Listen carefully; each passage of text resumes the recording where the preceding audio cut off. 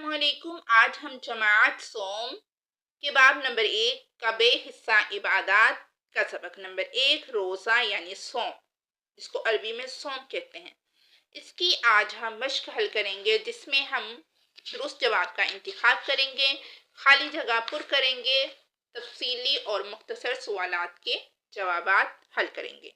तो आइए चलते हैं सबक की तरफ। सबसे पहला सवाल है हमारा, दुरुस्त जवाब पर टिक का निशान लगाएं, गुड का निशान लगाएं। अलिफ, अरबी जुबान में रोजे को कहते हैं सौम, सलात, ज़कात, सदका। अरबी जुबान में रोजे को सौम कहते हैं। रमजान के रोजे उम्मते मुस्लिमा पर क्या है? मुस्तहिब है, फर्ज है, सुन्नत है या फिर वाजिब है? रमजान के रोजे रखना उम्मते मुस्लिमा पर फर्ज है। रोजा फर्ज होने की शायद क्या है? ठीक है, रोजा कब फर्ज होता है? मालदार होना, बालिग होना, ताकतवर होना, आलिम होना। ठीक है, किसी भी मुसलमान पर रोजा फर्ज होने की कुछ शराइत है, जिनमें से एक है बालिग होना, यानी वो समझदार हो, अकल वाला हो।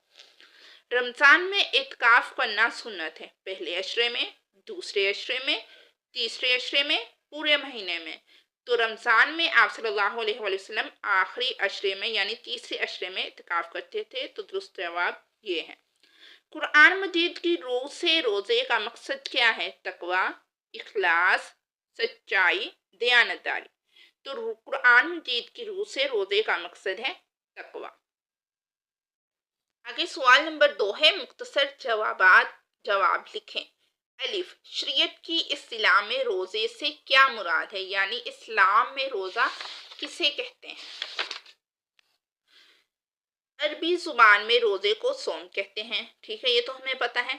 तो यहाँ से इसका जवाब यहाँ से शुरू हो रहा है। शरीयत की इस्तिलाह में सुबह सादिक से लेकर गुरूबे आफताब तक खाने पीने से रुक जाने और दीगर ख्वाहिशात को तर्क करने का नाम रोजा है। सवाल नंबर 1 का आंसर यहाँ से यहाँ तक है। ठीक है, आगे है सवाल नंबर 2। रमजान की फर्जियत के बारे में कुरान मजीद की आयत का तर्जुमा लिखें। इसका जवाब शुरू हो रहा है यहाँ से। कुरान मजीद में इरशाद है, तर्जुमा, मोमिनो, तुम पर रोजे फर्ज किए गए हैं जिस तरह तुमसे पहले लोगों पर फर्ज किए गए थे, ताकि तुम परहेजगार बनो। यहाँ तक इसका आंसर है सवाल नंबर 2 का। आगे सवाल नंबर 3 है, रमजान मुबारक से हमें किस तरह फ़ायदा उठाना चाहिए, यानी हम रमजान मुबारक से किस तरह फ़ायदा उठा सकते हैं। ठीक है, ये है सवाल नंबर 3 का आंसर।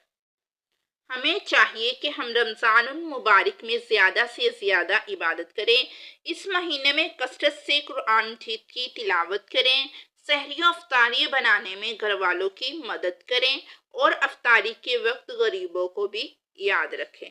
सवाल नंबर 3 का आंसर है यहाँ से यहाँ तक। ठीक है, आगे हैं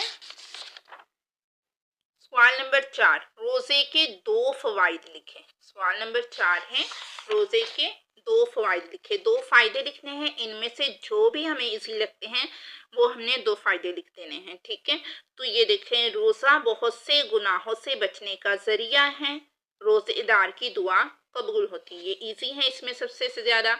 तो हम सवाल नंबर 4 का आंसर यहाँ से यहाँ तक कर लेते हैं। ठीक है, आगे हैं सवाल नंबर 3, तफसीली जवाब लिखें।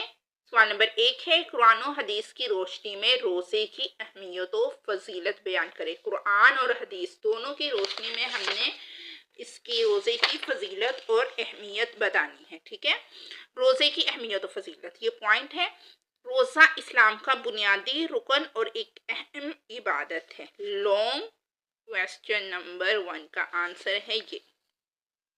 रोजा हर आकिल और बालिग मुसलमान पर फर्ज है।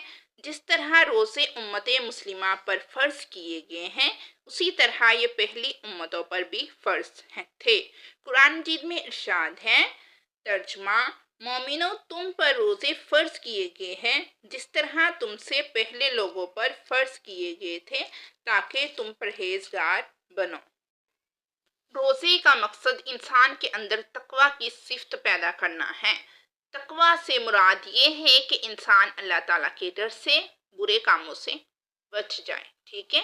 یہ ہم نے یہاں تک کر لینا ہے لانگ کویسچن نمبر 1، اور پھر ہم نے آگے لکھ دینی ہے حدیث روزے، یہاں سے یہاں لکھیں گے لانگ کویسچن نمبر 1، یہ والی لائنز ہم نے کٹ کر دینی ہے۔